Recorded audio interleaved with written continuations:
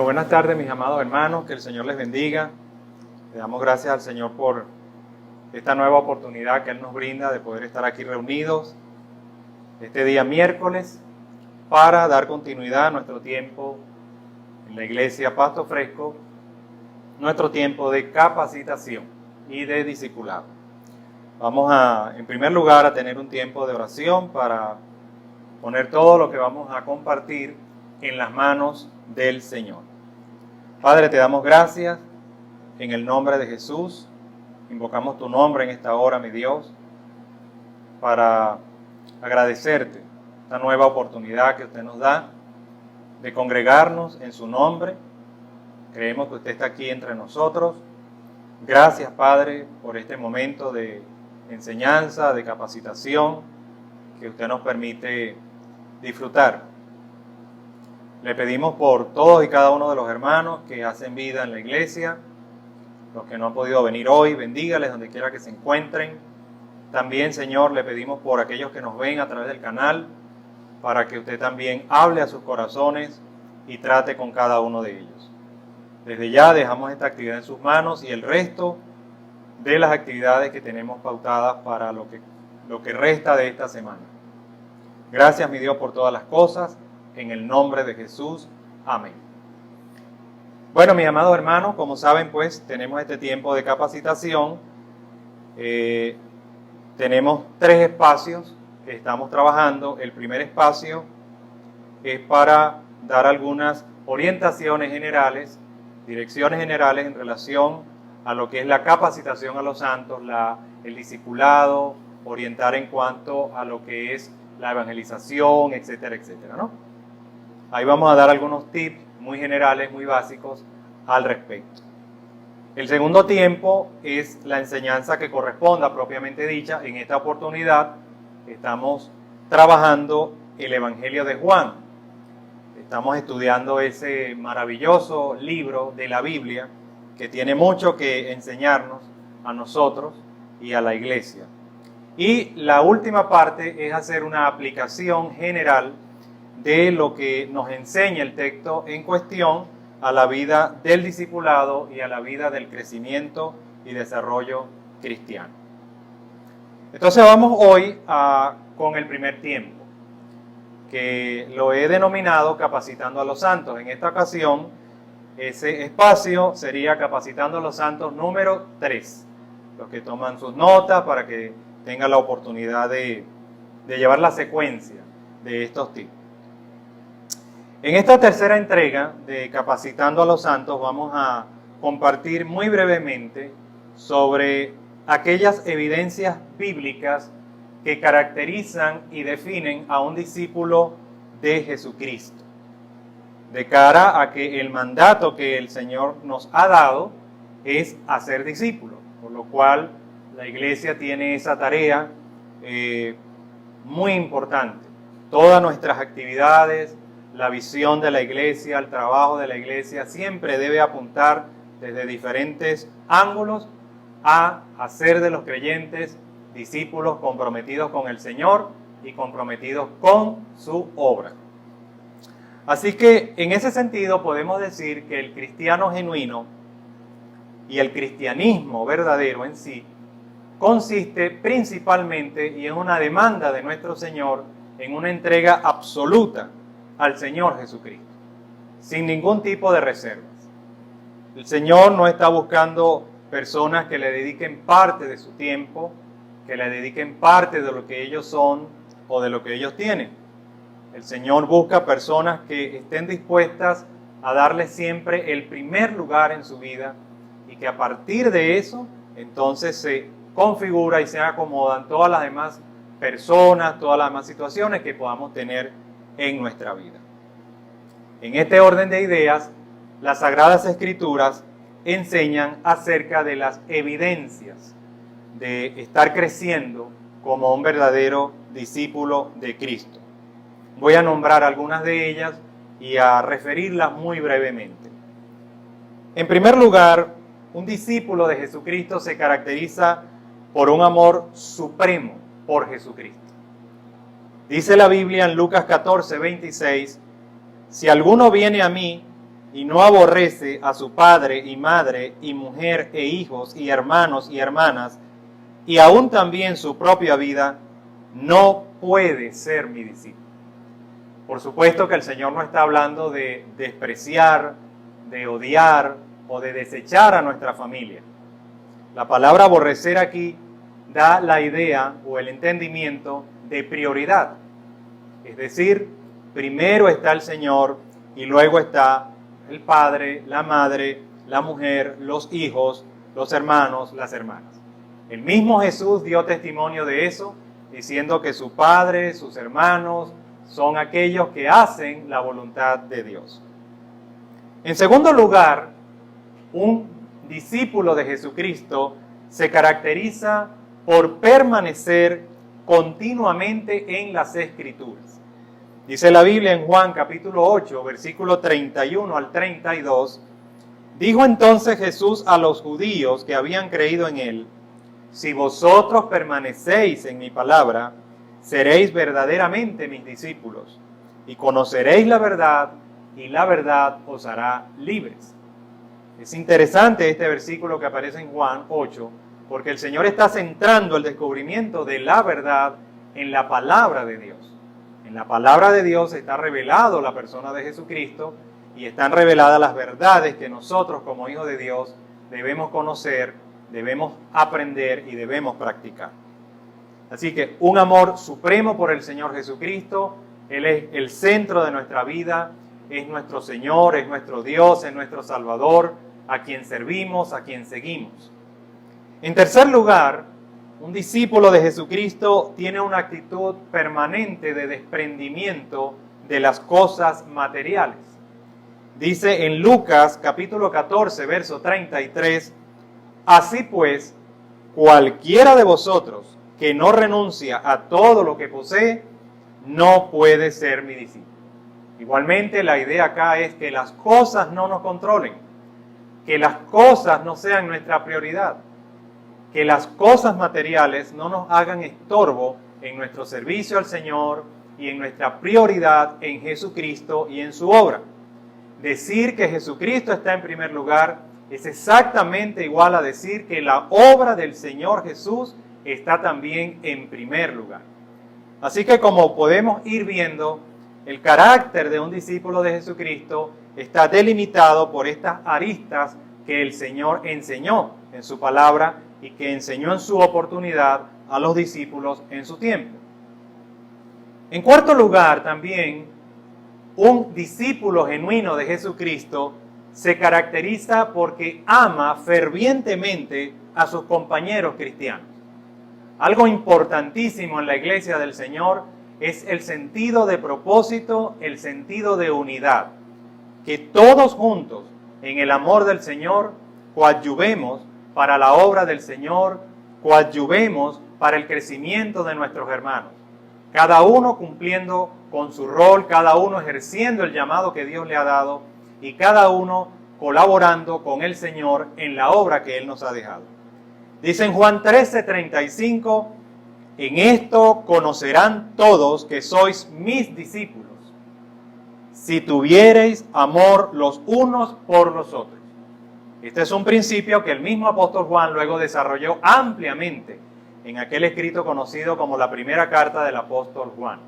El amor a los hermanos. El amar a los hermanos es una evidencia fundamental de que amamos a Dios y de que amamos su obra. No podemos desarrollarnos en la iglesia plenamente si no estamos claros en que tenemos que amar a nuestros hermanos, que amar a nuestro prójimo, y la mejor forma de hacerlo es precisamente dedicándonos a enseñarles las verdades del Señor y a guiarle en el camino que Dios le haya establecido. Así que un amor ferviente, un amor sincero, honesto, por nuestros hermanos y compañeros cristianos. Número 5, también un verdadero discípulo de Jesucristo se caracteriza por negarse a sí mismo. Dice en Mateo 16:24, entonces Jesús dijo a sus discípulos, si alguno quiere venir en pos de mí, niéguese a sí mismo. Esto es muy importante, mis amados hermanos, por la multiplicidad de criterios que muchas veces encontramos en el cuerpo de Cristo. Es importante que nosotros aprendamos a ceder. Importante que nosotros aprendamos a dar espacio a los demás, a permitir que otros crezcan, que otros avancen. Y también es muy importante negarnos a nuestro orgullo, a nuestra arrogancia, a esa tendencia natural de todos los seres humanos de estar de primeros, de imponernos en nuestras cosas. La Biblia dice que debemos negarnos a nosotros mismos. También tiene que ver con nuestros intereses, cuando estos entran en competencia con el señorío de Cristo.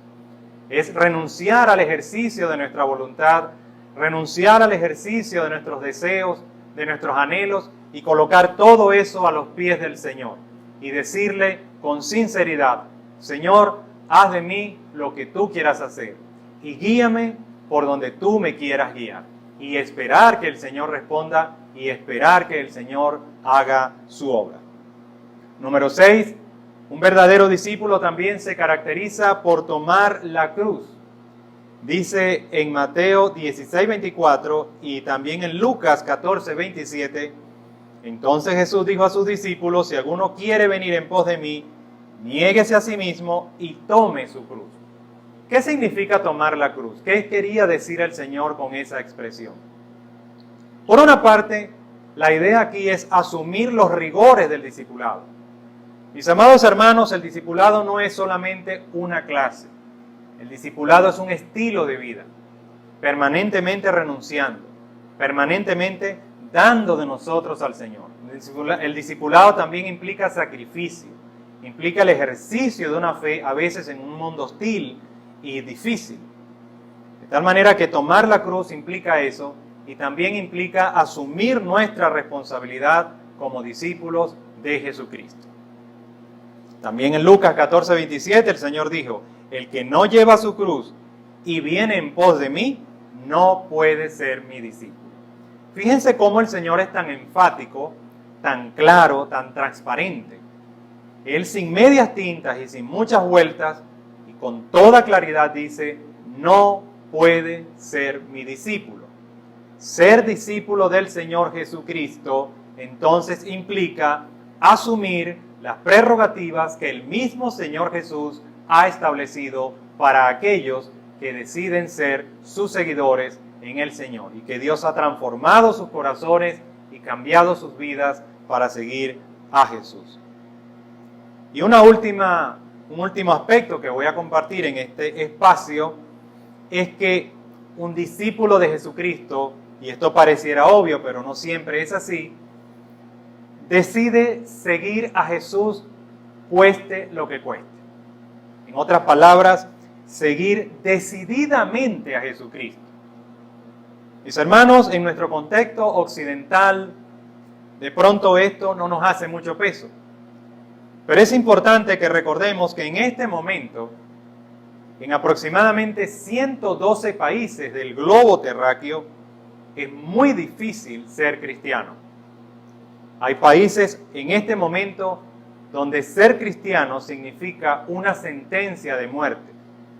Hay hermanos que no pueden reunirse, que no tienen la bendición de tener estas reuniones que nosotros podemos disfrutar, que no tienen paz, que no tienen tranquilidad en relación al ejercicio de su fe, que deben hacerlo a escondidas, que tienen que deshojar la Biblia hojita por hojita, doblarla pequeñita, esconderla en partes de su cuerpo para poder trasladarse a lugares secretos y ahí intercambian esas hojas. Muchos cristianos en algunos de estos países que voy a evitar nombrar por razones de prudencia, tienen que aprender muchos textos de memoria para tenerlos presentes.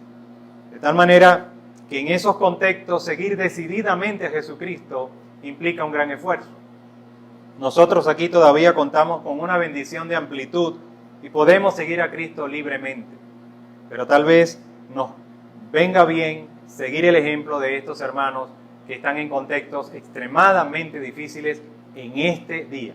En este mismo instante, cuando yo estoy compartiendo esta enseñanza, quiero que usted sepa que muchos hermanos pudieran estar en este momento, estar siendo encarcelados o literalmente estar perdiendo su vida. Hay una iglesia que está sufriendo, una iglesia perseguida. Este servidor forma parte de un equipo de oración que ora todos los días por hermanos que están en diferentes lugares del mundo y que hoy están presos o tienen sentencia de muerte próxima a ejecutarse. Familias que sufren, iglesias que sufren en estas latitudes. Es por eso que en Mateo 16:24 dice el Señor: entonces Jesús dijo a sus discípulos: si alguno quiere venir en pos de mí, niéguese a sí mismo, tome su cruz y sígame. Seguir a Jesús también tiene sus implicaciones cuando el camino se pone difícil. Si estas evidencias bíblicas se están desarrollando en nuestras vidas de una u otra manera, podemos tener la certeza que vamos por el camino bíblico de convertirnos en verdaderos discípulos de Jesucristo. En caso contrario, que el Espíritu Santo nos exhorte, nos redarguya y nos guíe hacia un encuentro personal con el Señor y a tomar la determinación de seguirle a Él como un discípulo comprometido con Jesucristo.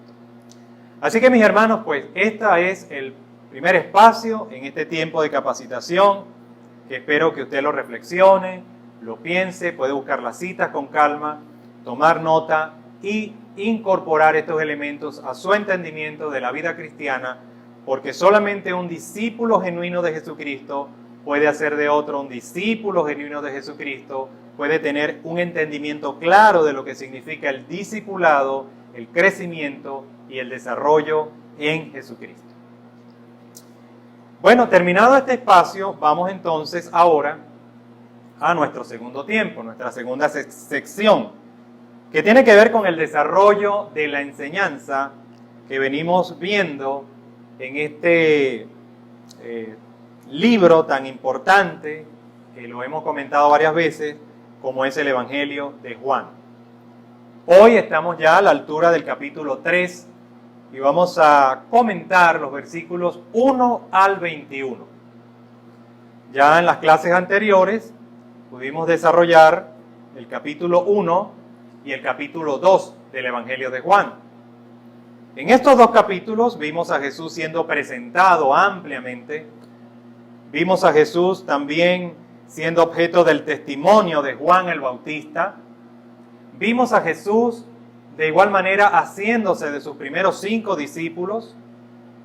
Vimos a Jesús en unas bodas, compartiendo con familias de su época, de su entorno, de su cultura. Lo vimos allí hacer el primer milagro. Lo vimos también purificando el templo, su primer encuentro con las autoridades judías, que fue tremendo. Lo vimos también discerniendo las decisiones de los hombres en relación a creer en Él o a no creer en Él. De tal manera que esos 2 primeros capítulos son densos, todavía quedó mucha tinta en ese tintero que pudiéramos seguir hablando y comentando y enseñando acerca de esos 2 primeros capítulos del Evangelio de Juan.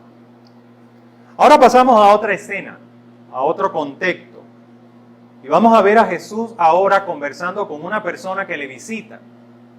Es ese famoso encuentro entre Jesús y Nicodemo, que está en el versículo 1 al 21 del capítulo 3 del Evangelio de Juan. Vamos a ir leyendo el texto y comentando al respecto. Versículo 1 dice: había un hombre de los fariseos que se llamaba Nicodemo, un principal entre los judíos. Mientras Jesús seguía desarrollando su obra en Jerusalén, de pronto recibe una visita de un hombre que se llamaba Nicodemo, que significa vencedor del pueblo. Se nos informa en el texto que pertenecía al partido de los fariseos, un partido neopolítico con características religiosas. Dice también que era un principal de los judíos. Versículo 2. Este vino a Jesús de noche y le dijo: Rabí, sabemos que has venido de Dios como maestro, porque nadie puede hacer estas señales que tú haces si no está Dios con él. La visita fue de noche, tal vez por conveniencia. Sin embargo, no tenemos una razón clara de por qué Nicodemo decidió visitar al Señor de noche.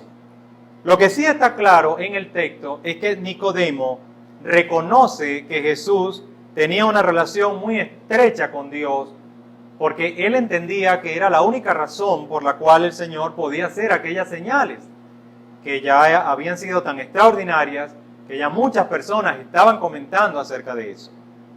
El verso 3 dice: respondió Jesús y le dijo: de cierto te digo, que el que no naciere de nuevo no puede ver el reino de Dios. Jesús habla inmediatamente de la necesidad del nuevo nacimiento y de una manera particular, como lo sabe hacer Jesús, inmediatamente lleva a Nicodemo a su terreno. El Señor no se detiene a escuchar la adulación que hizo Nicodemo. El Señor no se detiene en nimiedades y en cosas que de pronto iban a hacerle perder su tiempo. El Señor va directamente al grano.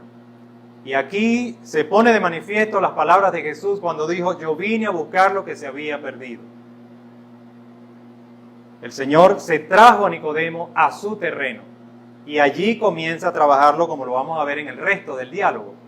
El verso 4 entonces dice: Nicodemo le dijo: ¿cómo puede un hombre nacer siendo viejo? ¿Puede acaso entrar por segunda vez en el vientre de su madre y nacer?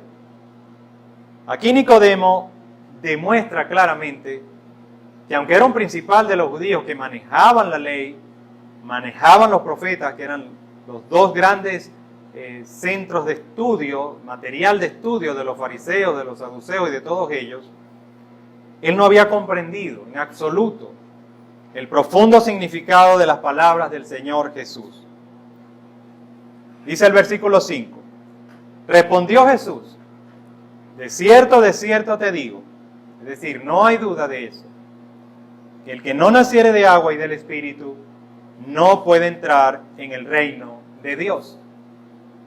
El Señor inmediatamente sigue obviando las objeciones de Nicodemo y continúa de manera silente pero certera, prácticamente evangelizando a Nicodemo.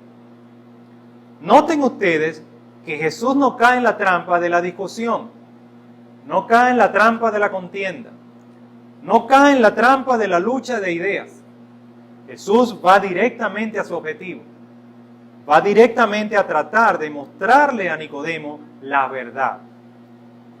Cuando el Señor aquí dice naciere de agua y naciere del Espíritu, se está refiriendo fundamentalmente al hecho, por un lado, de la señal del bautismo en agua, pero que ésta debe ir acompañada precisamente de la obra purificadora del Espíritu Santo, indispensable para la salvación. Dice entonces el verso 6, lo que es nacido de la carne, carne es, lo que es nacido del Espíritu, Espíritu es. Por esta misma razón Jesús prosigue y le dice esto a Nicodemo: lo que nace de la carne es carne, pero lo que nace del Espíritu es Espíritu. Como si le estuviese diciendo a Nicodemo: no es de eso de lo que te estoy hablando. Dice el verso 7, no te maravilles de que te dije, os es necesario nacer de nuevo.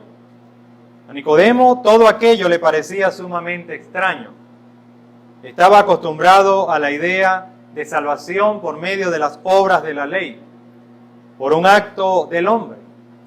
Pero la enseñanza que ahora recibe es que la salvación es un don de parte de Dios, que la salvación no procede de los ritos o de las actividades humanas o de los esfuerzos humanos, sino que procede de Dios.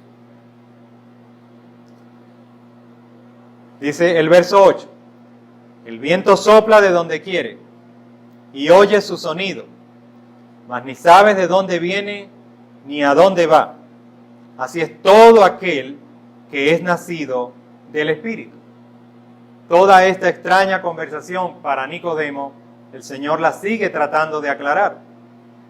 El viento sopla de donde quiere y oye su sonido, pero no sabes de dónde viene ni a dónde va. Así es todo el que es nacido del Espíritu.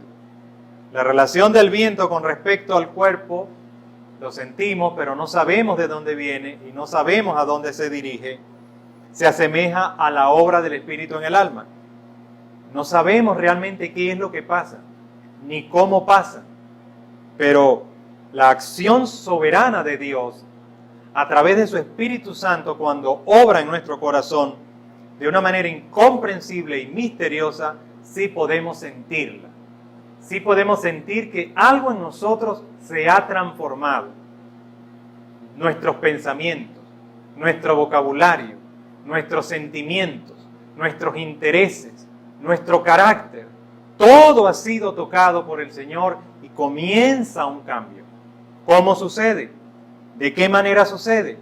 Realmente nadie lo sabe. Pero la Biblia da testimonio de que así es, y nosotros, con los cambios que el Señor va operando en nuestras vidas, así damos testimonio. Es lo que el Señor está tratando de enseñarle a Nicodemo. Versículo 9. Respondió Nicodemo y le dijo: ¿cómo puede hacerse esto? Noten que hasta el momento Nicodemo sigue muy aturdido. Si nosotros podemos penetrar en este diálogo, nos damos cuenta que Nicodemo, al parecer, fue sorprendido, porque estoy seguro que él no esperaba estas respuestas de Jesús. Se ve claramente entonces que el líder religioso, un principal, un hombre importante, con trayectoria, con autoridad y con sapiencia en la ley judía, carecía del más elemental conocimiento y entendimiento del camino hacia la salvación. No obstante, respondió Jesús, versículo 10, y le dijo: ¿eres tú maestro de Israel y no sabes esto? Nicodemo, aún cuando conocía, como lo comentamos hace un momento, las enseñanzas del Antiguo Testamento, conocía también la prédica de Juan el Bautista, que ya era algo popular, todavía estas verdades no habían penetrado en su mente y en su corazón. Mis amigos y mis hermanos, el hecho de que yo conozca parte de la Biblia, que conozca versículos de la Biblia, textos de la Biblia, que los entienda cognitivamente, que los entienda como puedo entender una historia o un problema de matemáticas o un problema de física, no significa que la verdad contenida en ese texto haya iluminado mi mente y haya iluminado mi corazón y me haya dado discernimiento en cuanto a una verdad. Y aquí lo podemos ver en Nicodemo. Él seguro había leído la ley de Moisés, había leído los profetas, había leído esos textos que hablan de Jesús, que expresan el camino a la salvación. Pero ahora Jesús, prácticamente con su prédica a Nicodemo, lo ha confundido porque él no había entendido prácticamente la verdad de la salvación. Dice el verso 11: de cierto te digo que lo que sabemos hablamos y lo que hemos visto testificamos, y no recibís nuestro testimonio.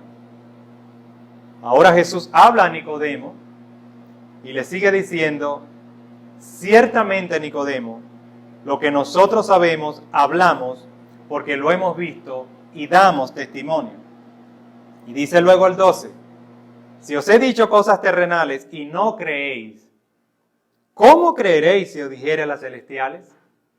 Jesús dice: si se consideran increíbles estas cosas terrenales que suceden dentro de la experiencia humana y que invitan a reflexionar sobre la incapacidad humana de salvarse a sí mismo, ¿cómo creerán si les explico las cosas espirituales? Por ejemplo, el plan eterno de Dios de enviar a su Hijo al mundo para la salvación de todos los que crean. Continúa el texto, el verso 13, dice: nadie subió al cielo, sino el que descendió del cielo, el Hijo del Hombre, que está en el cielo. Jesús era el único que para ese contexto podía explicar este misterio de la salvación, porque Él, juntamente con el Padre, gestó ese plan divino desde la eternidad. Es por eso que Él le dice a Timoteo: lo que sabemos, eso enseñamos, porque lo hemos visto y damos testimonio. Por eso continúa el verso 14 y dice: y como Moisés levantó la serpiente en el desierto, así es necesario que el Hijo del Hombre sea levantado, para que todo aquel que en él cree no se pierda, mas tenga vida eterna. Es decir, del mismo modo que el israelita se curaba por medio de ver esa serpiente de bronce, asimismo por medio de Cristo los que creen son salvados. Ahí había una imagen, ahí había un mensaje.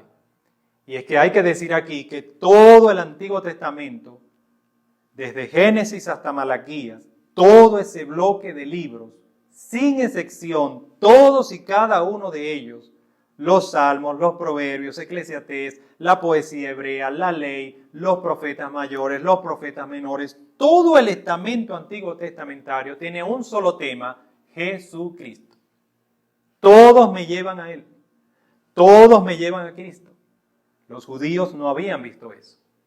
Es por eso que cuando llega Jesús, el mundo judío se trastornó, se dislocó totalmente, porque ellos estaban llenando sus mentes, pero con corazones todavía no transformados. De allí que el verso 16 es fundamental, y aquí viene el Señor Jesús prácticamente a definir ese plan de salvación para que Nicodemo lo escuchara. Porque de tal manera amó Dios al mundo, que ha dado a su Hijo unigénito, para que todo aquel que en Él cree no se pierda, mas tenga vida eterna. Este versículo enseña sobre el amor de Dios y su manifestación. Podemos ver en este versículo su carácter, el carácter de Dios. Él amó al mundo, un amor rico, un amor verdadero. Su autor, Dios el Padre, lleno de toda plenitud de vida y amor. Su objeto, el mundo, todos los seres humanos. Su don, su Hijo unigénito, que es la culminación y la materialización efectiva del amor de Dios. Dios no solo hizo una promesa, Dios no solo hizo una oferta, Dios la cumplió. Dios hizo su parte. Dios colocó lo que Él dijo que iba a colocar. Dio lo que Él dijo que iba a dar, su Hijo. Y su propósito, que todo aquel que en Él crea no se pierda, mas tenga vida eterna. Dios dio a su Hijo y nos da la fe para aceptar a su Hijo. Y en eso resulta la vida eterna y el ejercicio posterior de la fe en el Señor. El verso 17 también es muy importante, porque no envió Dios a su Hijo al mundo para condenar al mundo, sino para que el mundo sea salvo por Él. Noten lo importante de este versículo, porque el propósito redentor de Dios en su Hijo Jesucristo no era condenar, sino salvar. Cuando nosotros hablamos de Jesús, tenemos que resaltar el hecho salvífico y no tanto el hecho condenatorio. De todas maneras, el incrédulo, dice la Escritura, ya está condenado en su misma condición. ¿Para qué recordárselo? Tal vez hay que decirle y explicarle su estado. Pero el Evangelio en realidad son buenas noticias. El énfasis debe ser el hecho salvífico, decirle a las personas que en Cristo tienen salvación y vida eterna, que no cuesta nada, que lo único que tienen que hacer es dar un paso de fe, de creer y depositar su confianza en lo que Cristo ha hecho. Dice el verso 18, el que en Él cree no es condenado, pero el que no cree ya ha sido condenado porque no ha creído en el nombre del unigénito Hijo de Dios. Esto es interesante porque Jesús hace una muy importante distinción. El que cree en Cristo no es condenado, ya ha salido de ese estado. No hay condenación para los que creen en Cristo Jesús. Pero el que rechaza a Cristo y no cree en Él como el Hijo de Dios, entonces ya ha sido condenado. Verso 19 dice, y esta es la condenación, que la luz vino al mundo, y los hombres amaron más las tinieblas que la luz porque sus obras eran malas. Noten este texto. Muchos prefirieron las tinieblas morales y espirituales del pecado. Amaron esas tinieblas. Y no necesariamente porque ignoraban la verdad, sino porque sus obras eran malas. Mis queridos hermanos, el mismo hombre del tiempo de Jesús es el mismo hombre de nuestro tiempo. Muchas personas conocen la Escritura, conocen el mensaje del Evangelio, pero aquí está lo terrible del dominio del pecado en la mente, el alma, la conciencia y el corazón del ser humano. Es increíble que la Biblia habla que los hombres aman el pecado, se gozan en el pecado. El Salmo 10, versículo 4 dice que no hay Dios en el pensamiento del impío. El término impío en el Salterio es igual a decir al incrédulo o a la persona que no cree en Dios. Eso es muy interesante. Estas personas habían visto ya lo suficiente como para rendirse al Señor. Las cosas que Jesús había hecho hasta estas alturas, cuando Él habla con Nicodemo, eran más que suficiente como para que Nicodemo fuera y se rindiera delante del Señor y lo aceptara. Pero Él mismo había ido con un corazón gobernado por el pecado y Jesús tuvo que explicarle todas estas cosas. Y por eso dice el verso 20 y 21, con el cual cerramos esta sección de hoy, porque todo aquel que hace lo malo aborrece la luz y no viene a la luz para que sus obras no sean reprendidas. Los que aman el pecado evitan la luz. Es decir, no quiere tener ninguna relación con Cristo, saben que si vienen a Cristo tendrán que aceptar que sus malas obras sean reprendidas y sean redarguidas. Mis queridos hermanos, en mi corto andar en Cristo, en este sentido, muchas veces me he encontrado con personas que dicen, es que si yo acepto a Cristo, yo tengo que corregir este problema y no quiero hacerlo. ¿Sabe que alguien le diga a usted eso? Sí. Es impactante. Es decir, las personas saben que necesitan al Señor, que necesitan la salvación, pero aman tanto eso que tienen allí. Aman tanto ese mal, eso agazapado que hay en sus corazones, esas intenciones malsanas que dicen y saben, si voy a Cristo, tengo que revelar esto y dejarlo. Y no quiero hacerlo. Es la misma actitud del ser humano. Es lo mismo que hizo el pueblo judío, es lo mismo que ha hecho el pueblo gentil y es lo mismo que ha hecho el hombre hasta el día de hoy. Mis amigos y mis hermanos, las épocas cambian, las situaciones cambian, pero los hombres seguimos con nuestros mismos procesos de debilidad y de desgaste por el pecado. Y por eso concluye este diálogo que luego se transformó prácticamente en una prédica del Señor en el verso 21. Mas el que practica la verdad viene a la luz para que sea manifiesto que sus obras son hechas en Dios. El que practica lo que es verdadero viene a la luz sin ningún temor, para que sea evidente que sus obras son hechas en Dios. Así que con esto termina este discurso del Señor de una manera adecuada, invitando implícitamente a Nicodemo a que deje el dominio de las tinieblas, a que deje ya esa vida de conveniencia. Ese es otro tema. Muchas veces las personas tienen vidas que les convienen y saben que si aceptan a Jesús tendrán que dejarlas. Esa vida de incredulidad y se una a Cristo y se una a la luz verdadera. Ahora, hay 5 cosas que quiero dejarte, mi querido hermano, y a los hermanos de la iglesia, todos los que puedan ver esta enseñanza. 5 cosas que quiero dejarte para orientar lo que he enseñado este texto del Evangelio de Juan, dirigiéndolo al crecimiento espiritual y al discipulado. Número 1, vean cómo es tan difícil para el hombre natural poder comprender las verdades espirituales del Señor. Deben ser reveladas en su corazón por el Espíritu de Dios y dentro del propósito de Dios. Número 2, lo enseñado acá en este texto nos hace pensar en la insuficiencia de nuestra vida y en la necesidad del nuevo nacimiento y el único maestro que puede enseñarnos la verdad, que es Jesucristo. Número 3, Jesús es más que un maestro que puede enseñar la verdad. Él es el Hijo de Dios, que vino desde el cielo como la única solución de Dios para nuestra enfermedad espiritual. Recuerdo en este momento que Isaías llama a nuestro pecado una llaga. Dice, por su llaga fuimos nosotros curados. El pecado es una enfermedad del alma, de la mente, de la conciencia, y es tan terrible que nacemos con esa enfermedad.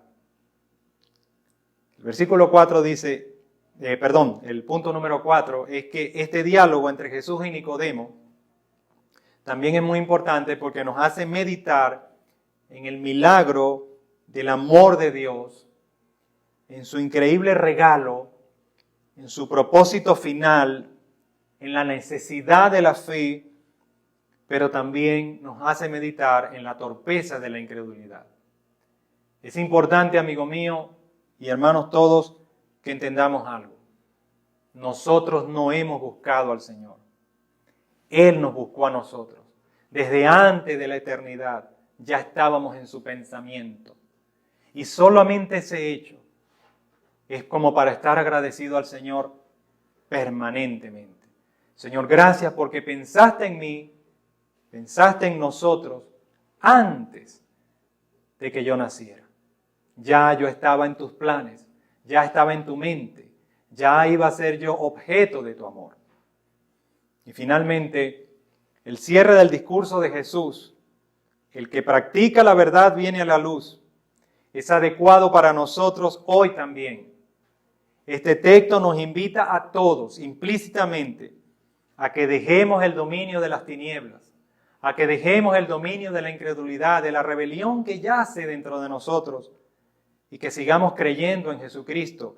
De pronto ya no para salvación a los que tenemos a Cristo en nuestro corazón, pero debemos seguir ahondando en nuestra fe en el Señor para edificación. Ir a la luz verdadera, ir a lo genuino, a lo esencial, que es nuestro Cristo y su plan redentor para nosotros. Estas son las verdades, mis hermanos y amigos, que nos invitamos a aplicar en nuestros procesos de discipulado, en nuestros procesos de evangelización, para llevar vida y luz a todo el que la necesite. Que el Señor le bendiga.